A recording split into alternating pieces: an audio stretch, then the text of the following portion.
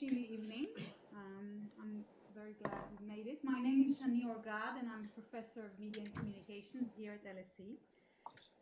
And this evening's lecture is hosted by the Department of Media and Communications, and it marks the launch of an exhibition which you're all very, very welcome to come and see after the lecture for reception.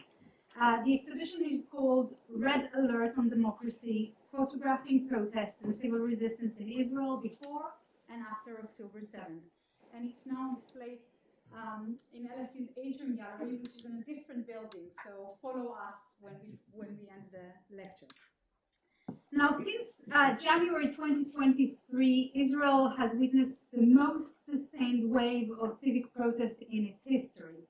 The mass protests began after Prime Minister Benjamin Netanyahu's government announced a proposed judicial overhaul, which is aimed, among other things, at limiting the power of the Supreme Court and increasing government influence over judicial appointments. Following the Hamas attacks on 7th of October 2023 and the outbreak of the Israel-Gaza war, these pro-democracy protests transformed into increasingly large and very vocal demonstrations calling for the end of the war and the release of all hostages. Week after week, between 60,000 people and 400,000 people, roughly 4% of Israel's population, took to the streets. Just to put it in perspective, that would be the equivalent of nearly 3 million people demonstrating in the UK. For many Israelis, I think Paul included, many Israelis, Saturday nights have become synonymous with protest. And this is not just in the big cities, Haifa, Jerusalem, and Tel Aviv, but also in junctions, on bridges, and in town squares across the country. And yet, despite the scale and the persistence of this civic movement, it has received remarkably little international coverage. I just conducted a cursory search of UK's press coverage during the war, during the 2 years of the war. And it suggested fewer than 1% of the coverage mentioned at all these protests. And so the images you will see in the exhibition and the images that Paul is going to talk about tonight are images I suspect many of us have seen very little of, if at all. So when Paul and I talked, I think it was back in March 25 this year, he introduced me to Hasayeret. This is the Israeli Photographers and Drone Squadron, a collective of photographers dedicated to documenting first Israel's pro-democracy protests and later the protests against the war and for the release of the hostages. And it was then, during our conversation, that the idea of this exhibition was born. And so the exhibition and this evening's lecture seek really to focus attention on protest and civil resistance in Israel before and after 7th of October, a crucial yet underreported dimension of Israeli society and of democratic life. I just want to say a few thanks because organizing this exhibition has been a huge effort, tremendous effort. It wouldn't have been possible without many, many people. So I'd like to take a moment to thank LSE's senior management, to thank Megan Hanna from LSE Arts, the amazing team of LSE Reprographics who printed most of the images that you will see in the exhibition, the superb and dedicated team of LSE Security, LSE Data and Technology Services, the Secretary's Division, LSE Events, the Department of International History, which is hosting officially the exhibition, and many other people at LSE who contributed and supported the exhibition. And special thanks also to the exhibition's team, Mika Lanier-Tzafir, who is here with us, Rani Razin, where are you? He's the head of the Department of Economics, but he spent lots of time on ladders mounting. Jess Winterstein, where are you? Yay. And Stephanie Levy, who I saw. Thank you. And I also want to just extend enormous thanks to the Israeli team of Hasayeret International Photography Series, which is called Netikva, Hani Baruchin, Yair Lahav, Agar Raved, Yair Palti, and Dr. Tanya Zayin Waldoks, who's actually going to come for the closing of the exhibition and give a talk on the 4th of December. And she's one of the photographers whose images you can see in the exhibition. And finally, but definitely last but not least, I'd like to thank my own department, the Department of Media and Communications, for hosting this event, and especially Luan Sefai and Leo Beatty for his incredible work supporting both tonight's lecture and the exhibition. And now it's my great pleasure to welcome Paul Frosh, who's a professor in the Department of Communication and Journalism at the Hebrew University of Jerusalem, where he holds the column of the Newhouse Chair in Communications. Paul is a distinguished scholar whose research spans across different topics from visual culture, photography theory, the aesthetics of digital media, cultural production, cultural memory, media national sentiment, and media ethics. His books include The Poetics of Digital Media, The Image Factory, Consumer Culture, Photography, and the Visual Content Industry, Meeting the Enemy in the Living Room, Terrorism and Communication in the Contemporary Era, and Media Witnessing and Testimony in the Age of Mass Communication. And Paul is also, as he probably will tell you, a volunteer with Hasayeret, the Israeli photographers and drone squadron, whose images are featured in the exhibition. And I just want to say finally, on a personal note, Paul is a dear friend, and his support to me during the war has meant a great deal. Professor Paul Frosh will speak for about 35 minutes, after which we'll open the floor. It gives us nice and good time for what we hope will be a thoughtful and respectful dialogue. And at the end of the lecture, as I mentioned already, I warmly invite you to come with us to the reception and view the exhibition at the gallery. Please do keep the stickers that you received when you arrived, because you'll need to show them in order to enter the reception. So, without further ado, please silence your mobile phones and join me in giving a very warm welcome to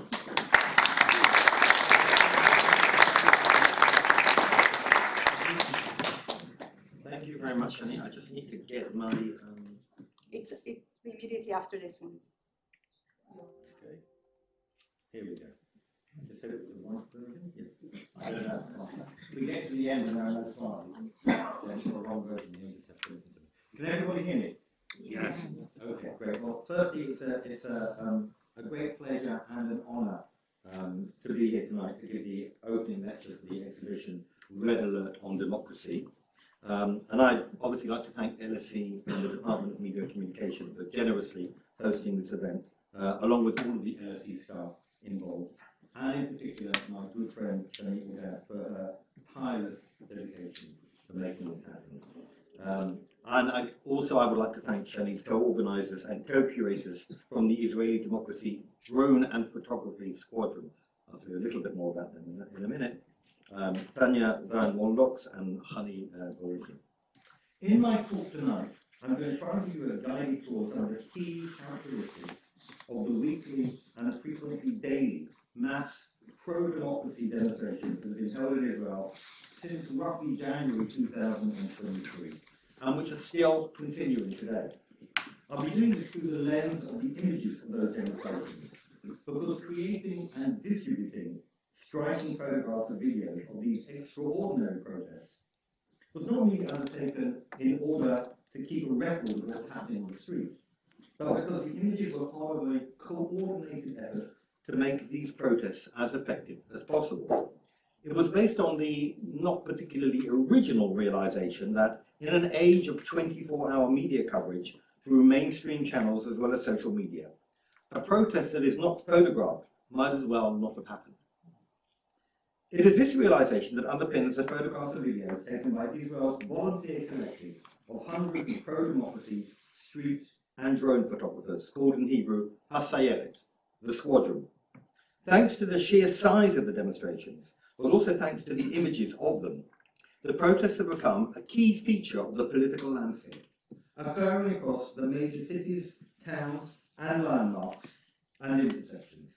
The largest of the protests number between 350 to 400,000 people in Tel Aviv alone, with estimates of hundreds of thousands more participating simultaneously at other locations. These are very high numbers, especially when you take into account that people have been turning out to protest week after week for close to 3 years. Not only during torrential storms in the winter and the often unbearable heat of the summer, you can tell I'm in Britain because I'm talking about the weather, but also as sirens blared during wartime, alerting them to take cover from incoming missiles. And where exactly on an open street surrounded by thousands of other people does one take cover? Given that Israel's population is just under 10 million, a proportionate estimate in the UK would be, and my numbers are different from the UK, I think it's close to around 7 million people protesting week after week. And this is based on a low estimate of 100,000 people in Israel, Israeli demonstrations every week. But anywhere between 4 million to 7 million people in Britain would be a remarkable number, especially if you think of the regularity of those demonstrations. The dedication and determination of ordinary people in these circumstances has been and remains astonishing.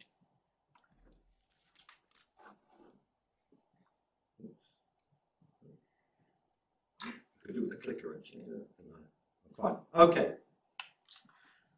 From January 2023, the protests were focused against the Netanyahu government's authoritarian assault on judicial autonomy and the checks and balances of government power.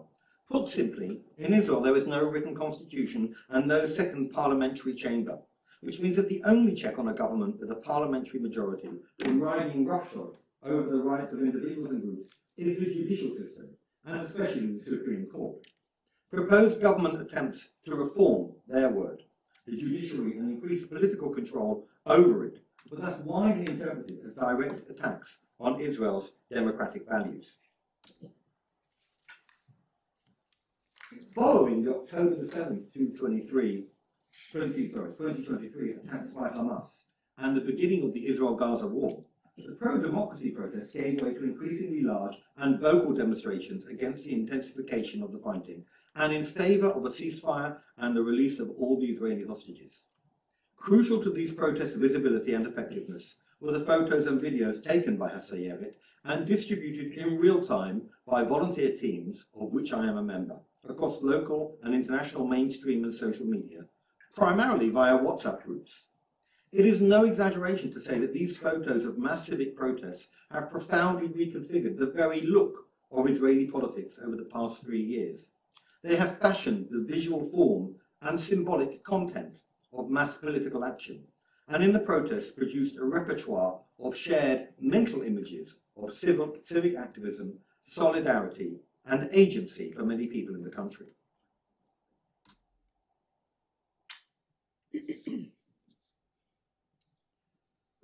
First and foremost, popular protest needs to be made visible to others, notably other citizens who are not yet protesting, political leaders and economic stakeholders such as trade unions and local and international media organizations.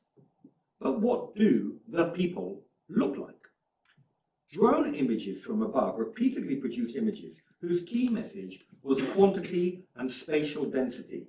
The people are represented as a cohesive, united mass, a condensed yet sprawling organism whose limbs reach out, filling the landscape. In fact, they are the key physical feature of the landscape.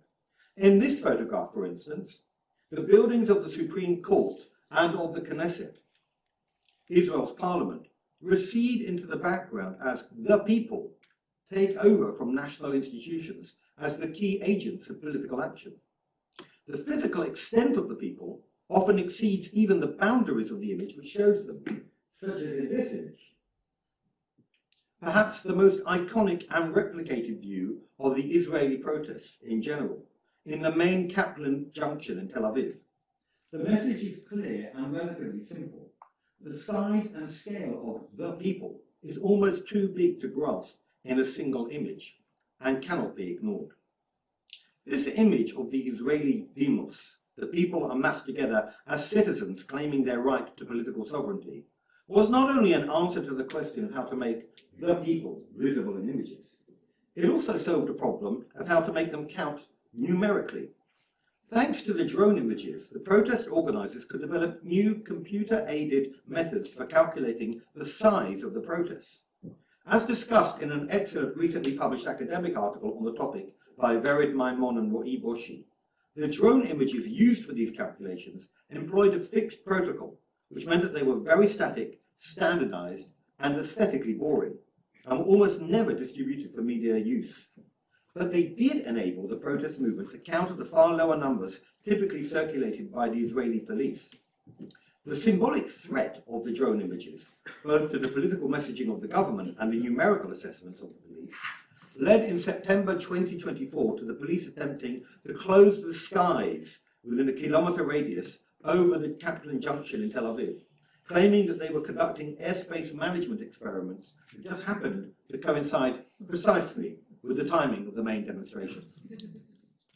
The images from above also facilitated a new kind of vertical communication between the protests and the rest of the world.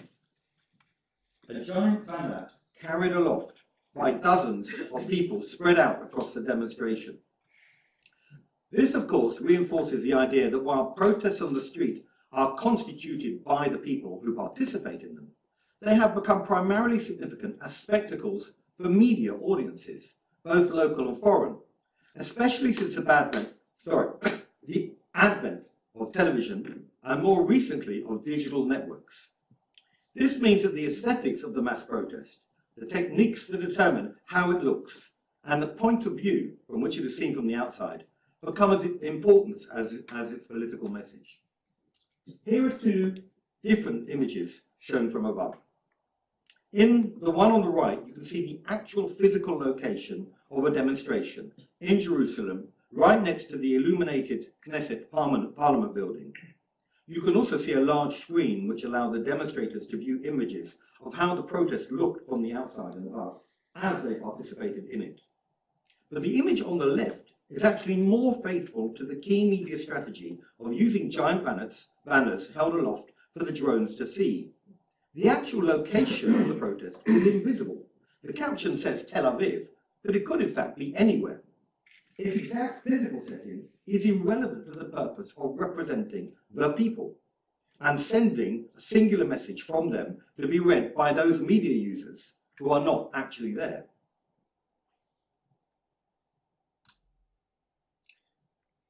This image of the view from below a giant unfurled banner of Israel's Declaration of Independence further reveals how these banners were designed to be read not by anyone physically present at the scene, but by distant viewers seeing the images via the drone camera. You simply can't make sense of it unless you view it from above.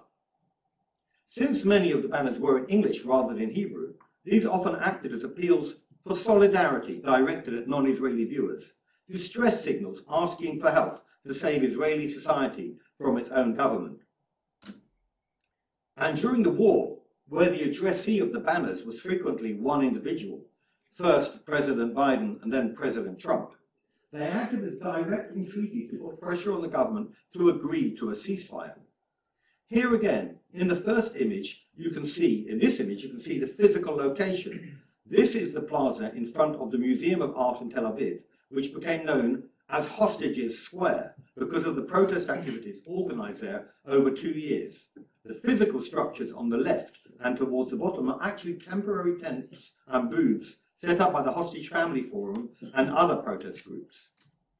This image, however, which is a closer version of the first, also provided by the same drone and photographer, is one that is key to addressing foreign media, international audiences, and especially President Trump's aides and the president himself, since the physical location will mean nothing to him. The people matter primarily as a physical vehicle for a direct message launched via the image into media space.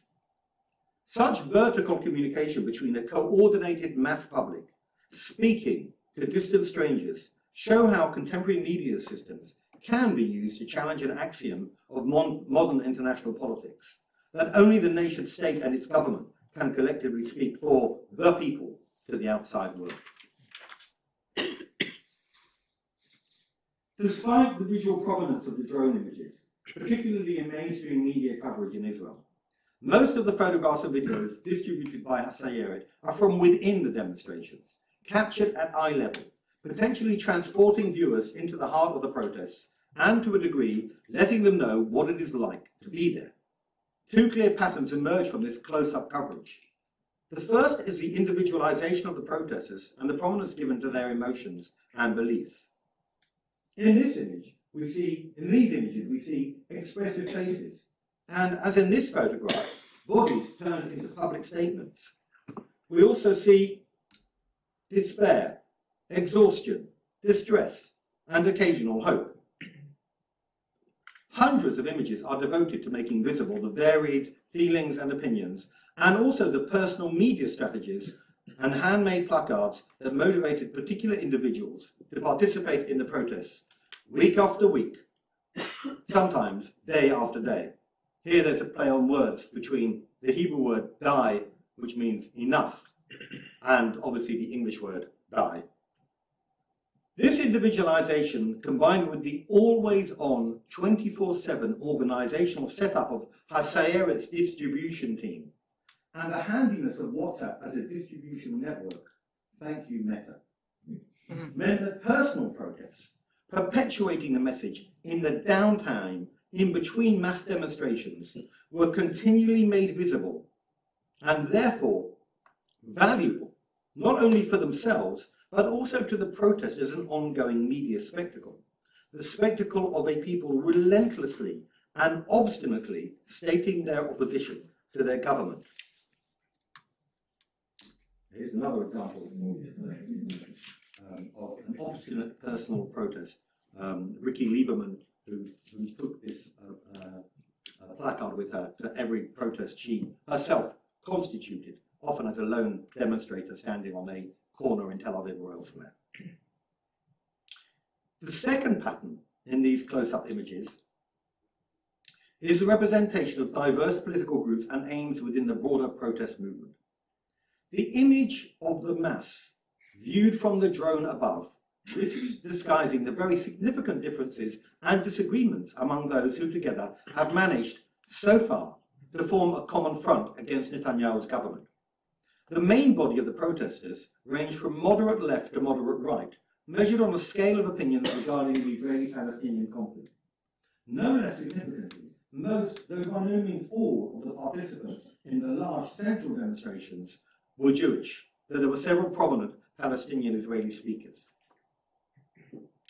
Before October the 7th, 2023, the struggle to defend Israel as a democracy refrained, by and large, from addressing the key question of whether a country militarily occupying another people in the West Bank can call itself democratic.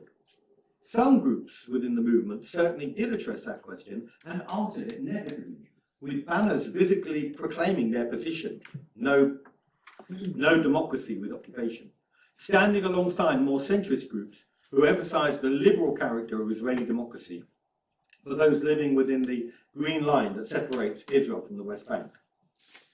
Perhaps the most important expression of the complexity and fragile cohesiveness of this combined front against the Netanyahu's government was an astonishing transformation in the significance of Israel's national flag. The flag, white background with blue stripes and a blue Star of David, associated politically over the last few decades, increasingly with the settler movement and the political right, quickly became the rallying symbol of the anti-government protests, a shared emblem of civic critique. Its meaning had shifted so dramatically that one could not walk down the road carrying the flag in one city and be mistaken for someone who supported the government. Friends who defined themselves as radical left and who would never identify with mainstream Israeli national sentiment found themselves, for the first time in decades, sometimes ever, waving the flag, wielding it as an instrument of protest at major intersections.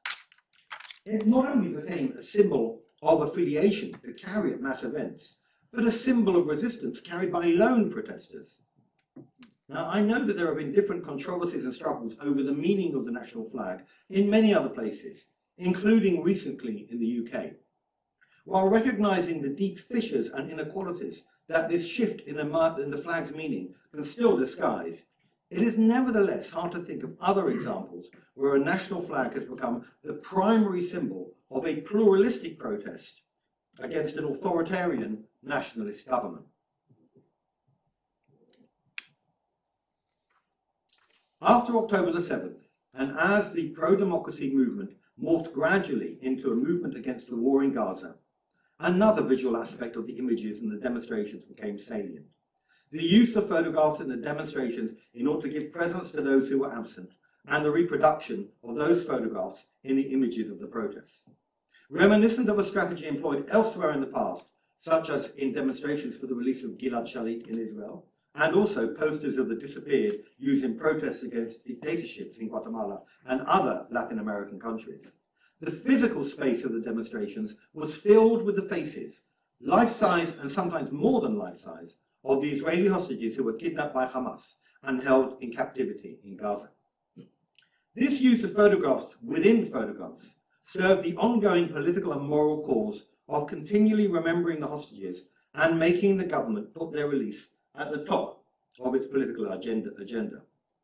It also indicated one of the primary, though not the only, reasons for opposing the war among most protesters, which grew after the first ceasefire and hostage release ended in November 2023, and then mushroomed following the collapse of the second ceasefire and hostage release in March 2025.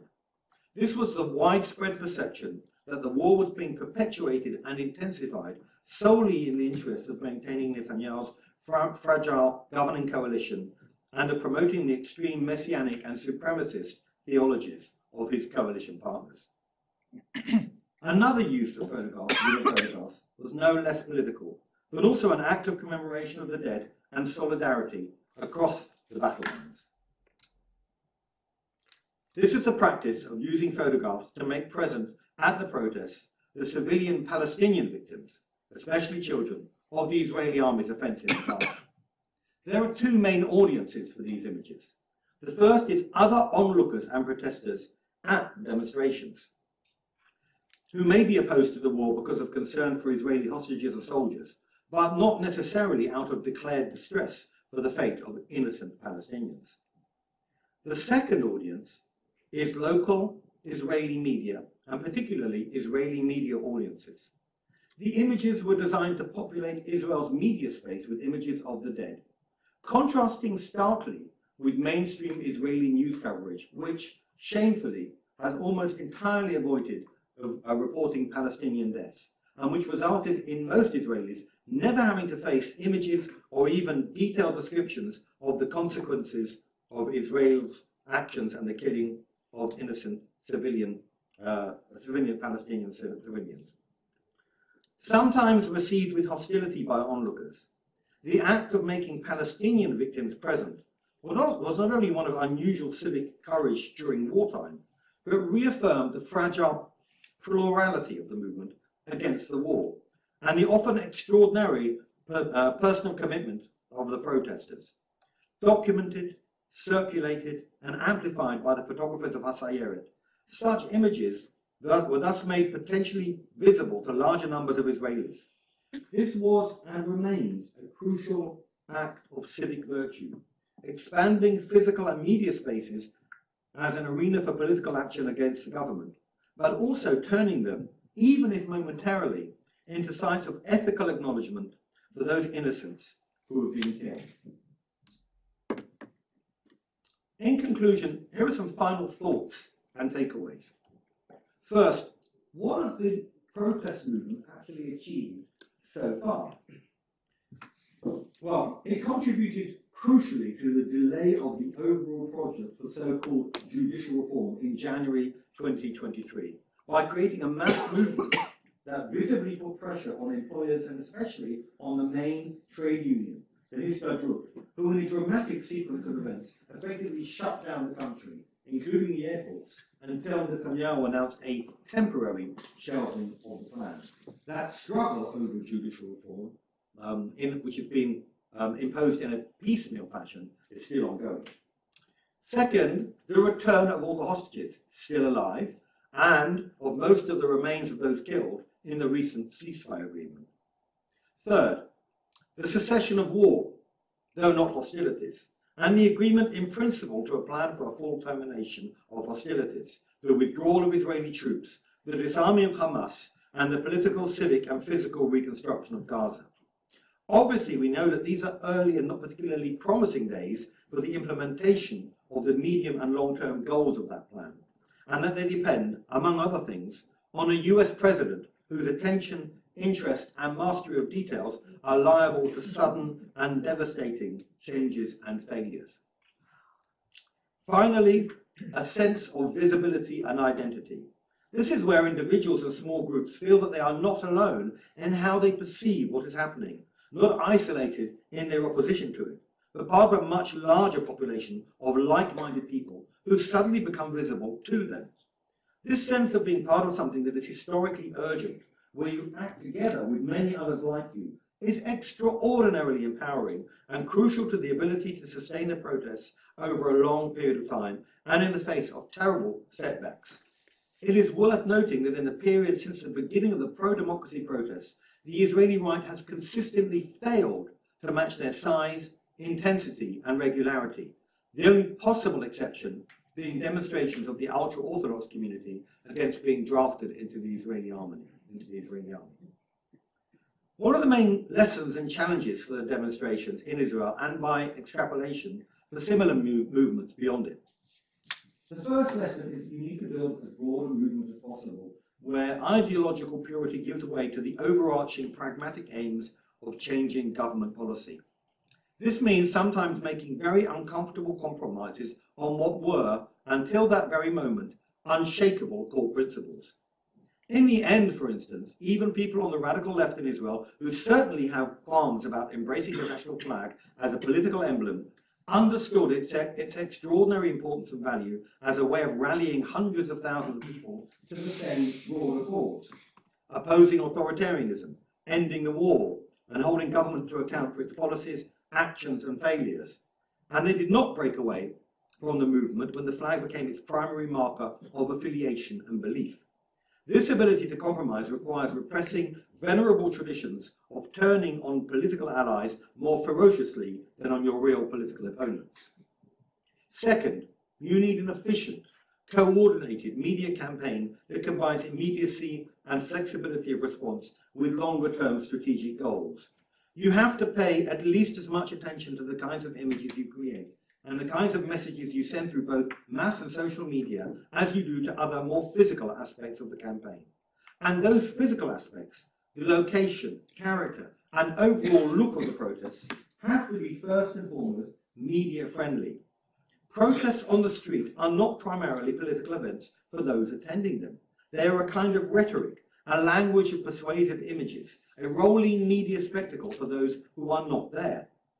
This is, of course, not news to most media and protest scholars or activists, but you have to understand the extraordinary amount of dedication, work, and expertise involved. In the case of the Israeli protests, not only around 300 photographers spread out over the country who effectively worked around the clock for free, but a backroom of volunteers also working around the clock to select, edit, and distribute images in real time to local and international media.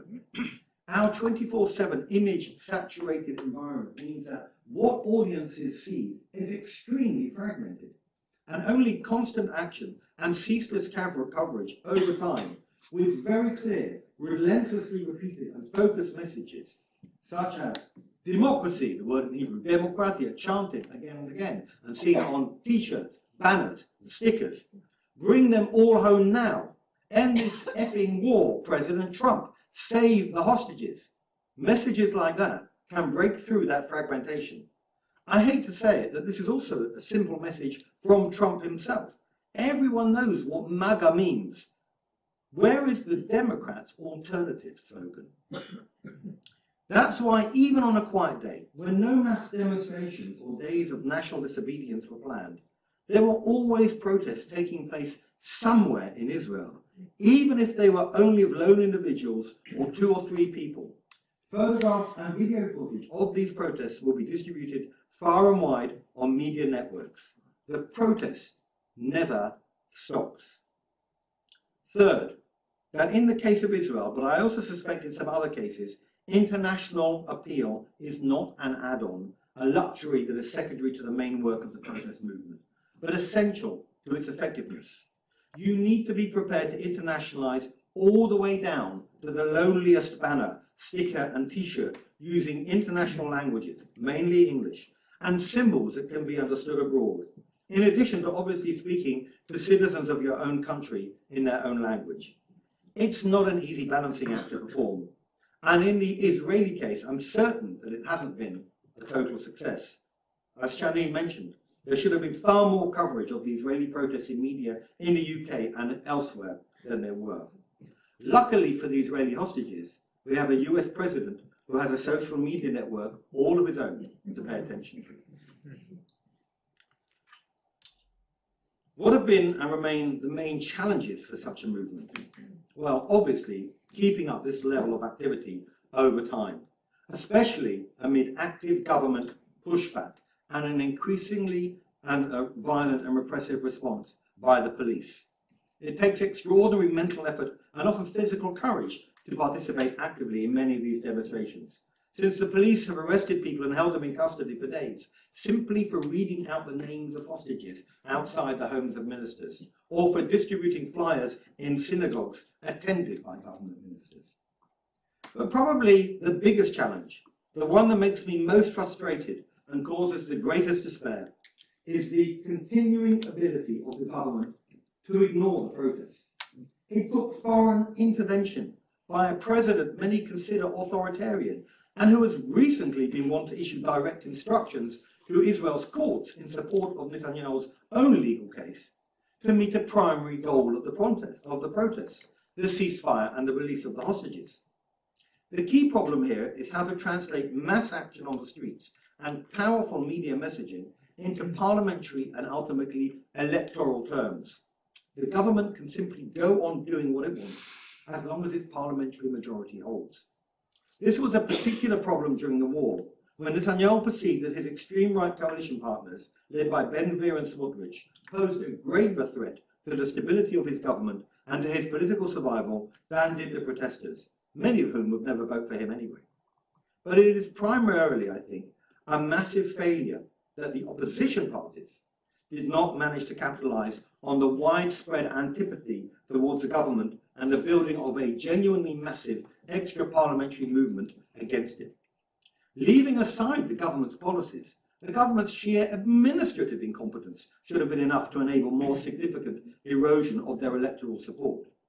Unfortunately, some of the opposition parties have failed to learn the lessons of the last election, where their disunity facilitated Netanyahu's victory, and they seem to be voting at least as much energy to outmaneuvering one another as they are to challenging the government. New positive public energies, forces and personalities have been generated by the protest movement, but these have largely bypassed the opposition, who to this day have still not clearly embraced and articulated a unified message, or even managed to organize support for a single prime ministerial candidate in opposition to Netanyahu. A major virtue of parliamentary democracies is also a central problem for protests aiming to defend them. In the end, you have to win elections to override governments with authoritarian intentions. Protest movements, however effective and media savvy, however much they might alter the political imagination of millions of people, can only achieve so much. Thank you.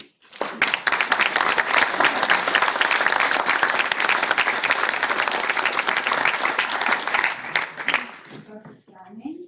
Thank you. So we have plenty of time now to open the floor to questions.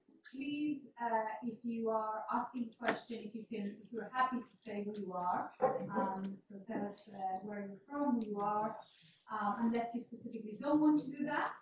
And we'll take 3 questions at a time, and there is a microphone here. I might hold this to your if you can wait until the roving microphone comes to you. And I should ask, please ask pointed, brief questions rather than give me the lectures. So, yes. Would you like me to? Oh, no, that's all right. We have a steward actually. I might hold them to the bottom. my name is Richard Myron. I wanted to ask you, you talked about the anti-government protests. I wanted to know if there was, we clearly understand that the, as it were, pro-government protests have not been of the same size as the anti-government protests. What have you seen in terms of the representations of that other side that differentiate them, use of imagery, other kinds of things, with the few demonstrations or the demonstrations of those in support of the government? So I just want to understand what characterises those differences in the visual context. Okay, do I need a microphone? Can everyone hear me? I think Can you hear me? yeah. Okay, that's a very good question. They don't seem to have a. I haven't, to be honest, I haven't analysed the images. Partly because there are just far fewer of them. There simply have not been very many demonstrations of the right. Certainly anything comparable to the scale of the demonstrations opposed to the government and to the war. And sometimes they were counter demonstrations held at the same locations or around the same locations where the large protests were situated. So I can't actually say to you that I'm aware of a particular pattern in the coverage of those protests in the street. That's the honest answer I can give you. This could be an example of the fragmentation of Israeli media, in the sense that the things that I tend to look at as a media consumer are, well, I would look at N12, which I don't know how many can mean, N12 in English, which is the main Israeli commercial television channel, and has the overwhelmingly the largest number of viewers for its evening news, and also it's probably the most important website. It's very mainstream, and it certainly covers a lot of the demonstrations that have been held against the government. And in terms of the demonstrations in favour of the government, I really don't see very many there. And then I look at then I read Haaretz as well, which is the left-wing liberal paper, which tends to be an elite paper. I'm guessing its circulation is probably around 100,000. And that hasn't really covered the right-wing demonstrations very much either. Their presence on the street has been extraordinarily limited. Their presence in social media is completely different, but they are very, very organised and very, very active. Okay, so let's take 3 questions. Anywhere, anyone? Okay, so that's 1, 2, 3. Thank you. I did a Name, please. So Adrian Cohen. First I did a quick look on AI about use of drones here over public protests in London, and apparently it's illegal to do that. So, and Israel obviously has heightened security concerns. So, just has that ever been an issue, especially given how much drones are now used in warfare? So that's one thing. Then the second thing is mention of recent Haredi protests. Did the Haredi organisers learn anything from the mass protests that there have been? And then my third favourite question is, Israeli politics strikes me as very, very tribal, and the electoral system encourages that. To what extent have these protests entrenched that tribalism or broken out a bit to bring people across to a potential coalition to defeat the government? The intention was to take 3. Okay. Adrian So Adrian asked 3 questions. So I'll take we'll move to that. very quickly, if I remember them. The first one was in the whether there were any restrictions on flying drones. That's a very good question. Clearly, there aren't the same kind of restrictions you have here, because the people, the drone squadron have been flying drones all over the place. The police tried to create a no-go zone.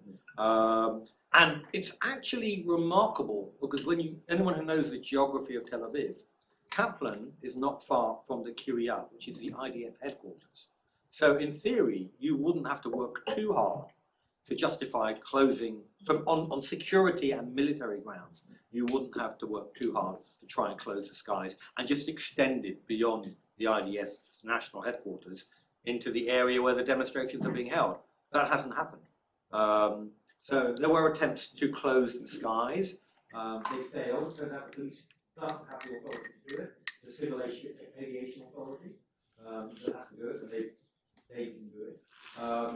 So that's my answer to that. The second question was about the Haredi. Did they learn anything? I didn't actually see any drone images produced by them, which I would not put it past them to have learned from from them. But I didn't see any drone images. There were no use of banners to the skies. There was a lot of blocking of roads, which has also been a feature of many of the anti-government demonstrations. There was they didn't have the kind of unified messaging. I mean, when you go to one of these demonstrations, or when you see them in Israel, there are huge screens put up along the streets. And there's a central platform where people speak.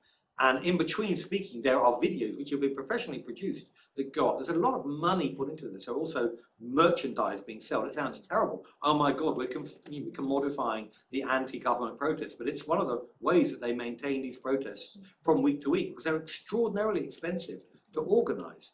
And to publicize, because the advertising for people to go into those demonstrations is phenomenal. When I use my app for Demonstrate, which is this mainstream media outlet, it first takes me onto an advert. Often those adverts are consumer goods, but frequently they're for the next demonstration, because the algorithm has learned who I am, what I like, and it tells me there are demonstrations coming. All of that, of course, costs money. So there's a lot of merchandise. Haredi, the other orthodox were not doing that. So there was no unified message. Again, I only saw the coverage of that in the secular mainstream press. And I think a lot of what they were doing was for that. So I didn't see the coverage of that in the Haredi press. The coverage of it in the secular press was not particularly sympathetic. For all sorts of reasons, but that's a different subject. The last question that you asked was about tribalism. This was a really important thing, because the government's counter message is that this is the same Ashkenazi, liberal, lefty elite who run the deep state that controls Israel, and are trying to defame and incarcerate Netanyahu on false charges, and want to retake over the country that they have traditionally run, and assume that they will be running for good. And the big challenge for the demonstrators has been this is why the use of the Israeli flag was so crucial. The key challenge for the demonstrators has been to show mainstream Israelis, people who consider themselves, I'm going to use that word which causes so much trouble in this country, Zionism, consider themselves Zionists, people who serve in the army, people who were appalled by October the 7th, people who would in the past quite often have voted for centre or right-wing parties, that this government is completely out of control. And it's hard to say how successful they've been. I would say that up until probably the middle of 2025, they were extremely successful in that. And even now, perhaps the main call that's been issued now, the main message that's going out now with the demonstrations, since the ceasefire, I mean, that's a kind of success. They're no longer calling for a ceasefire, because the ceasefire's happened. The two main demands of the anti-government movement. One is the return of the remaining bodies that are being held by Hamas. But the main one now is a state commission of inquiry into the events of October the 7th, because the government want to avoid that at all costs. And a commission of inquiry, an impartial judicially led commission of inquiry, is what needs to happen. A thorough review of every aspect of the failure of October the 7th and the policies that also led to it, for which Netanyahu is largely responsible, because he was in power for the overwhelming majority of the 15 years that preceded October the 7th. And it was his policy regarding Hamas that enabled some of the failures that allowed October the 7th to happen. And that's a key demand. And that demand has a large amount of traction among people on what you would call the centre-right. People in the past would have voted Likud.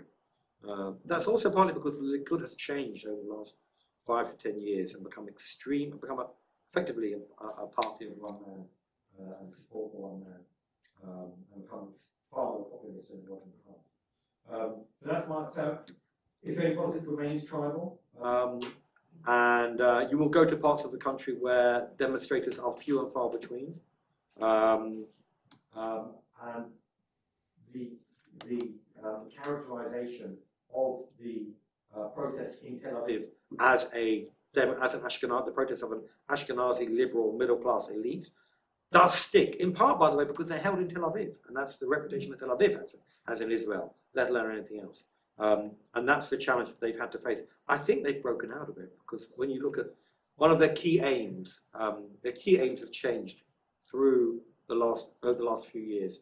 But from mid-2024 to roughly to the ceasefire, actually, in 2025, and especially after the breakdown of the ceasefire in March 2025, mainly because Israel broke the ceasefire.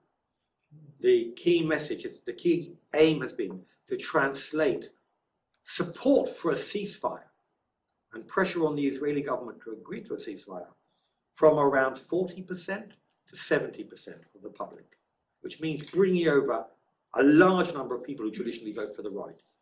And that worked. By the time the ceasefire was signed, there was consistently 70% of Israeli public opinion supporting a ceasefire in order to release the hostages. That meant that it necessarily included a large number of people who defined themselves as supporters of the Likud and supporters of the coalition. So it has worked, but the problem with Israeli tribal politics is they're very strong, and things can go back to where they were very quickly. Okay, we had another question here, please. So let's take this one and then together. Only one. Yes, please. They'll be quick, I promise. My name is Yuval Katz. I'm a lecturer at Atrium University and Paul was my professor, so it's really exciting for me to be here. Thank you very much for this wonderful talk. I have a couple of questions. So, roughly a decade. Constant negotiation. Roughly a decade before this mass protest, this amazing movement, there was another mass protest in Israel, the tent protest. And then the cottage protest, right? Yep. And also, hundreds of thousands of Israelis went to the street. You had very, very visual protests with the tents on Rothschild Street and so on.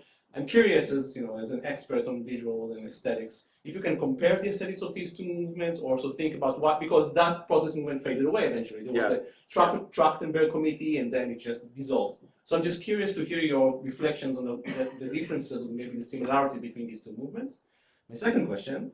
You talked a lot about the reclaiming of the Israeli flag. I'm curious to hear about the Palestinian flag in those demonstrations. I think there were moments when some movements were trying to raise the Palestinian flag. Yeah. Maybe at this point it's becoming illegal to raise the Palestinian flag. It's not there yet, but it's getting there. So I'm just curious to hear your thoughts about that. Yeah. Thank you. And we'll take another question here, please. Okay. Well, actually, following on, I mean, that's the first time that the word Palestinian has been mentioned. Not true. I mentioned it several times. Well, you mentioned it several times, yes. But I think to many people, I mean, the so-called judicial reform is clearly very important. And some of us took part in demonstrations here when Netanyahu visited shortly after the plans were put forward. But I think the biggest existential threat to Israel is the continuing occupation and what's going on in the West Bank, and which has corrupted the soul of Israeli society, I think. Would it be possible to get anything approaching this level of protest and demonstration for what is going on outside of the Green Line borders, which also, Israel has responsibility for? And I think, many people would say, well, this is all very important and very interesting, but there's an elephant in the room which is not really being addressed. Yeah. Okay. Can I take this one first, actually? Well, I'll come back to it in a minute, because I think this is a very important question. I think you're absolutely. I think it is. I don't think it's an element in this room. I hope it's not an elephant in this room. I think I did try and raise it. I think and that's what I meant by the fragile cohesion of this coalition against the government. And this actually does tie in with Yuval's point about the Palestinian flag. The Palestinian flag was raised right at the beginning of before October the 7th in some of the demonstrations. And it was perceived by many of the groups organizing the demonstrations to be something that would drive away. It was a very controversial decision that would drive away protesters. So many of the radical protest groups decided that they weren't going to show the Palestinian flag, but they were going to focus their messaging on the idea that you cannot have a democracy while you are occupying another military occupying another people on the West Bank. That became their way, in other words, of declaring their message. Their message was not one of, we will support Palestinian nationalism. We believe that you cannot make the claim for democracy, you cannot defend democracy while occupying another people. I actually think that was a very sensible decision, because it meant that they participated in the demonstrations. They were in dialogue with people who disagree with them, because it was a broad church. You also have people. We also have a very powerful, strong group called Achim v'Achot B'Neshek, brothers and sisters in arms, which is mainstream Israelis who take a great deal of pride, as do many Israelis in general, in their service in the Israeli army, and were and had a feeling that had a strong feeling that the core values of Israel's democracy, that they were defending with their lives during the this is the anti-democracy, anti-legal reform protests, that they were defending with their lives were being undermined. And they would not be in agreement, by the way. Many of their people would not be in agreement that you cannot defend Israel's democracy while you are occupying the West Bank. So that was definitely, I don't think it was an elephant in the room for many of the people on the demonstration, because the groups were clearly there. And if you wandered through those demonstrations, it was almost like a mosaic of different political groups. And they will be standing there with their different banners and their T-shirts, distributing their material. So it was there. Your other question was a far more important question in a way, which is after all of this has happened, how do we then, if you like, leverage this into a movement in which there is a future for Jews and Palestinians to live in two states? Okay, one in the West Bank and obviously the state of Israel. Gaza, we would hope, would also be part of the solution in the West Bank. How do we leverage that? That's a question that's beyond my ability to say. I will give you the depressing news. Most people in Israel would absolutely fundamentally disagree with your argument that the West Bank, the occupation of the West Bank, is the key existential threat to Israel. Far more after October the 7th than before October the 7th. October the 7th was and still is perceived as a fundamental example of the existential threats really facing Israel. And if it's a choice for many of those people, including people who support Palestinian statehood, between a continued occupation of the West Bank and potentially a Hamas-like entity emerging there if Israel withdraws in 10 or 20 or 30 years' time, they would say, keep our men and women occupying the West Bank. That's an argument that needs to be won, and it's an extraordinarily difficult one to win in the present climate. In my most depressed moments after October the 7th, I said to myself, we are now a generation in the wilderness, like the generation of the children of Israel wandering in the desert. We need to die before a new generation can emerge, whose memories and sense of trauma after October the 7th, by the way, this certainly applies to Palestinians after the offensive in Gaza as well. This generation needs to disappear, needs to pass away before we can actually solve this problem. And I constantly say to other people, everybody in the world thinks, well, most people in the world think that a two-state solution is the ideal way to solve this. A majority of people in the world, apart from most Israelis and most Palestinians. And that's just, so all I can say, I mean, I look at organizations like Standing Together, which emerged on Din B'Yachad, which emerged after October the 7th, and has been attempting to bring Israelis together with Jewish Israelis and Palestinian Israelis together. And I look at things that are happening in my own university, where we have 20% Palestinian students in my department. And you go to Mount Scopus at the Hebrew University now, you hear Arabic almost as much as you hear Hebrew, which was not true 20 years ago. It's changed substantially. We have more and more Palestinian academics, not enough, but more. And we have certainly a Palestinian administrative staff. And there is a far greater sense in which Palestinians and Jews can occupy the same areas with a minimum amount of interaction and without violence than there was in the past. But those are very small glimmers of hope in what is a largely depressing situation. And I go back to this idea of the existential threat. People like me, I live not far from Tel Aviv, a place called Ra'anana. It's full of English speakers originally, but not just. We're about 10 kilometers from the border with the West Bank. I worry, and I support. I'm going to vote for a party which traditionally has supported Palestinian statehood, and I worry. What if? And again, I'm sure that there are plenty of Palestinians who say the same thing. Any peace, how can we be sure that a Ben-Gvir or a Smotrich won't rise to power in Israel and invade if we come to some kind of agreement? So trust is at minus. I'm not sure I remember your questions, maybe. The Palestinian flag I've answered. And the protest, the tent protest. The cottage protest, I think for me the big difference is again, here I'm basing myself not on an analysis, but my memory, the images. For me, the key images were the tent villages that were set up by protesters against the standard of living around the Israel's appalling economic inequality in Israel, and the very high standard of living. And in terms of the visual difference here, it's the mass protests. The additional thing I would say is that there's something slightly incoherent, not around the demands for structural economic reform. Okay, they become quickly mired in detail or sometimes very obscure planning, whereas very clear demands: ceasefire now, end the attack on the judicial system. Those are like, we need that now and we want it now. Economic equality, we'd all like it now, but how you implement that is a much harder and messier business. So I think the messages that have come out of the opposition movement here have been far clearer, and the visual image has been very different. The primary visual image has been the mass protest. Thank you. Okay, more hands. So we have Katerina, please, and then Lee and Ivan. So we'll go. We'll take 3, and then. Thank you.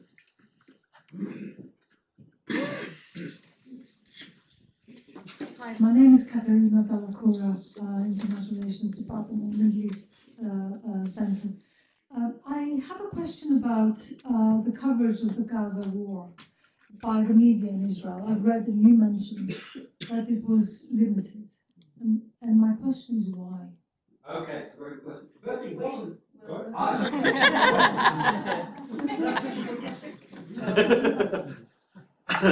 Shall I just shout? Say who you are. So I'm Lee. I'm Lee Edwards. I work in the Department of Media and Communication. And it was a great talk. Thank you very much. I have a question that kind of goes back to what you've just said, or just discussed in terms of the future, because there's been a long heritage of cross-border collaboration and working together across Palestinian Jewish communities and between individuals as well as families as well as institutions. What's the connection, do you think, if there is one, and this is probably based on personal opinion rather than your analysis, between the insistence on protest over time and that heritage of an alternative reality to what Netanyahu is proposing? And based on that heritage, do you think that offers some possibility of change, even within this generation, which also lived through that as well as through the Hamas time and the war?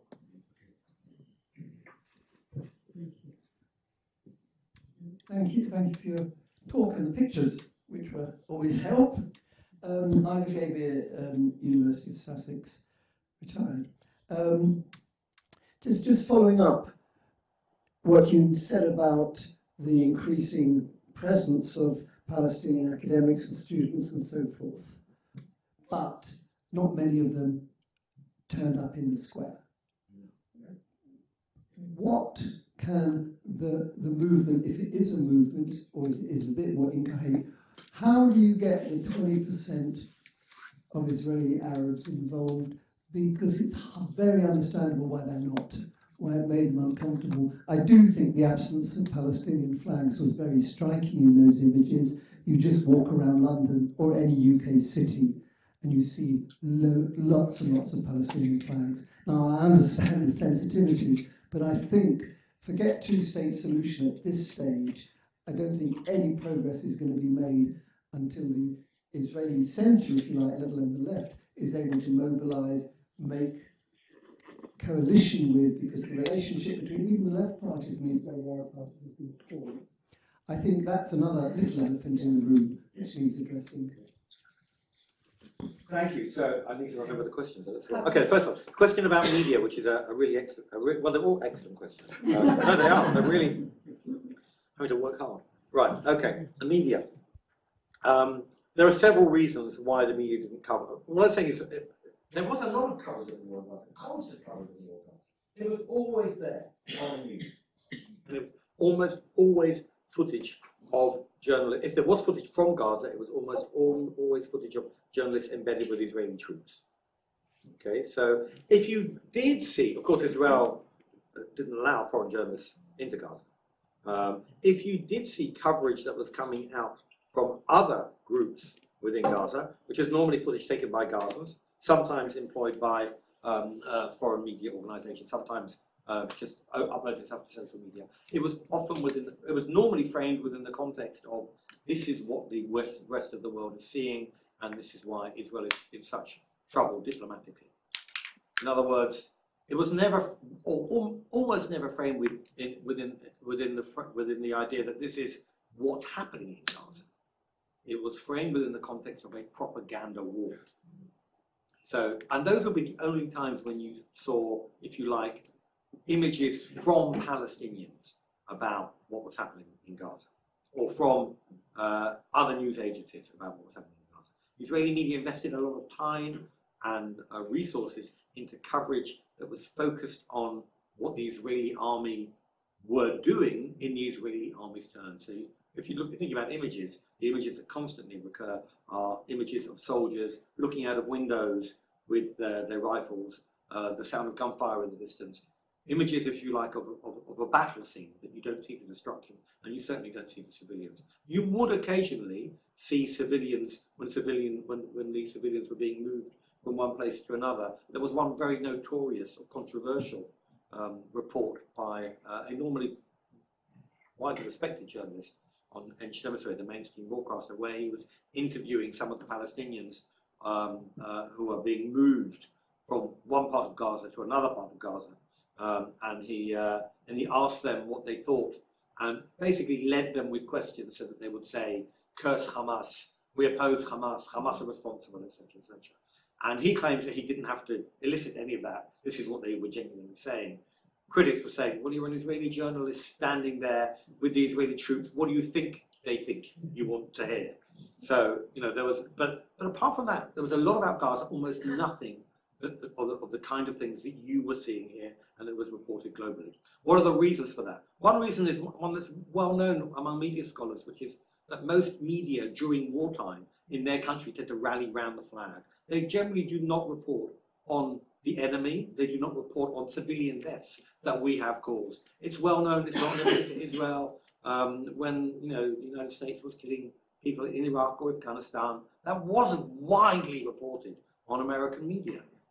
Even Vietnam, and we think of Vietnam and the images, those things, it took time, a long time for those things to emerge. And some of the key images, some of them, not all of the key iconic images from Vietnam, are the suffering of American soldiers, not the suffering of the Vietnamese. So it's something that happens in general. The journalists rally around the flag, and they don't report on civilian casualties. And then often you'll have a mea culpa afterwards, when everything's over, and the journalists will suddenly say, "Well, actually, we should have covered it." That's the first reason. The second reason is that the government have been trolling the media for the past, I don't know, 10 years. Not necessarily just this government, it's a previous incarnation as well. Netanyahu specializes in making threats to the through the regulatory authorities. There's currently a law being proposed, that's being proposed to the Knesset to change the way that the media market is structured, which will directly undermine the profitability of some of the key players, especially those who are opposed to him in the media system. So they are worried. Guy Peleg, who's one of the key legal correspondents on the main Israeli evening channel, is being physically threatened on a daily basis by supporters of Netanyahu, both on social media and also physically. His life is being threatened because of his reporting, his support for the investigation into the abuses at Israel's prison in Sde Teiman. So been trolling of the media, both at high government official levels, using their power to introduce new regulation. For I would say, the last 5 years or so, even more potentially. Netanyahu himself, by the way, one of the legal cases against him is based around his attempt to influence media coverage of him, to buy media coverage. So he's very, he's very involved. He's been, as I said, he's been trying to troll the media, both in regulatory and legal terms, and also his followers on social media. So they're scared. They're running scared of the government. And the last reason is well, it's connected to that. It's the political economy of the media. Israeli media is highly commercialized, and the public service media in Israel has also become highly politicized. So there is nowhere to really run.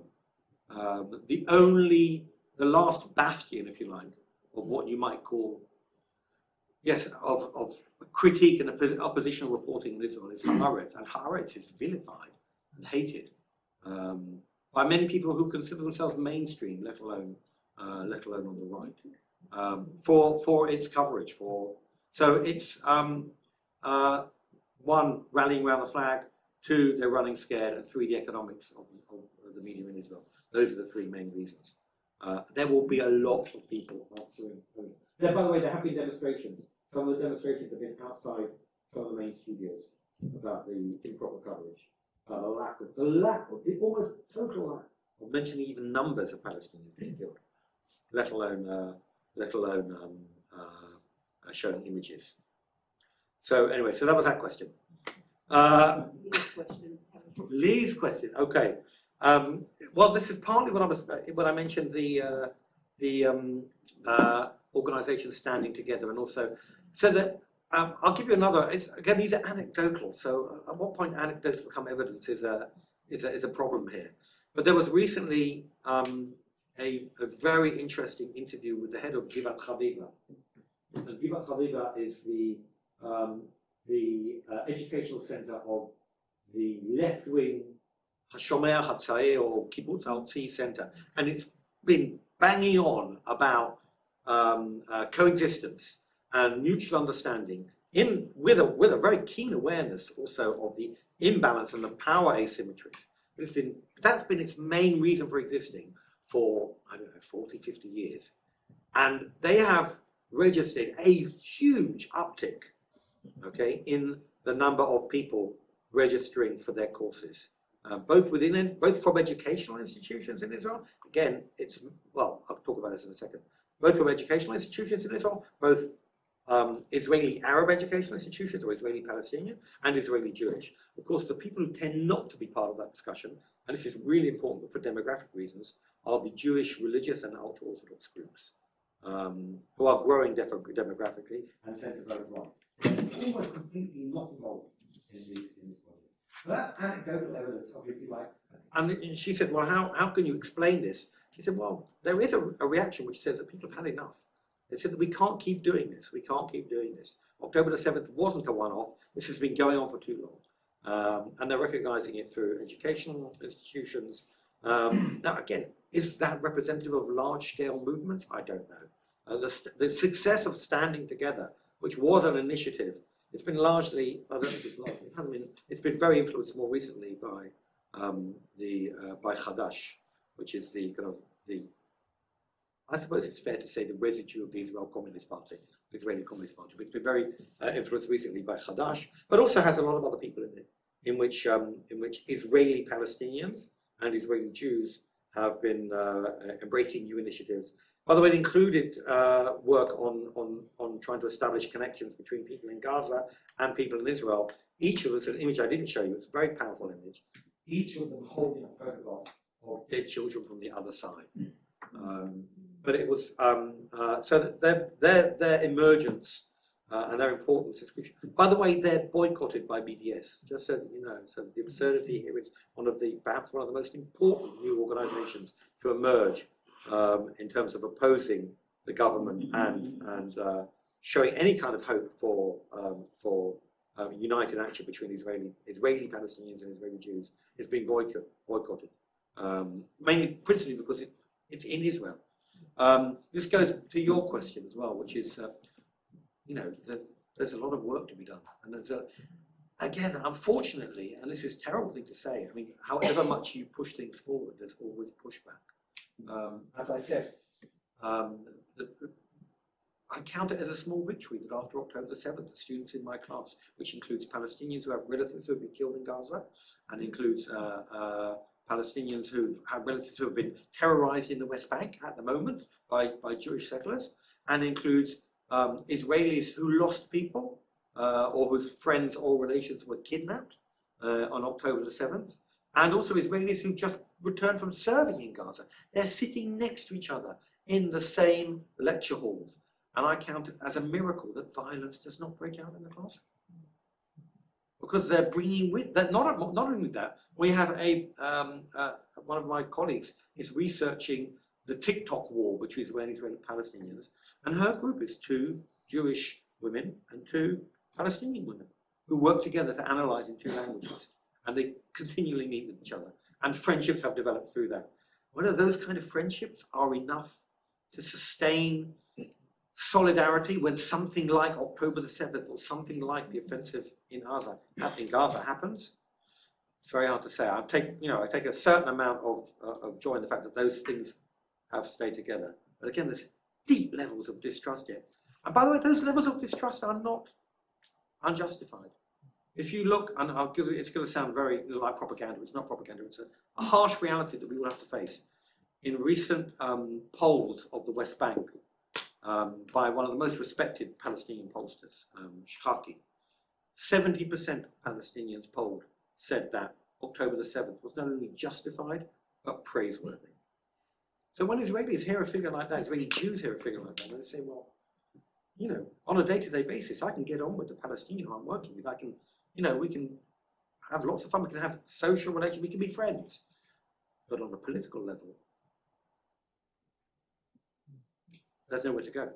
So, and you know, when you look at, for Palestinians, when you look at support for the extreme right in Israel, the same thing as well. So I haven't got a happy answer to your question, but it's a really important one. Okay, I think it's a good moment for us to Okay. It's 5:02, and it will allow us a nice transition and starting the reception at 8. I would have liked us to end at that point. Oh, okay. I think more and more Israelis are learning, Israeli Jews are learning Arabic, which is possibly a hope. I won't give you that. It's a good thing. It also has its own. It's a good thing. And that, by the way, ironically, is despite the fact that Arabic has been officially de-legitimized by the laws, by the nationality law that was passed. I don't remember how many, 5 years ago. So for example, Arabic is far more prominent on the campus of Mount Scopus. More and more people are learning Arabic, which is a really important. More and more Israeli Jews are learning Arabic than they have been before, and that's despite the government de-legitimizing Arabic as a language to be spoken in the country. I don't know if that's positive. I think it is. Thank you.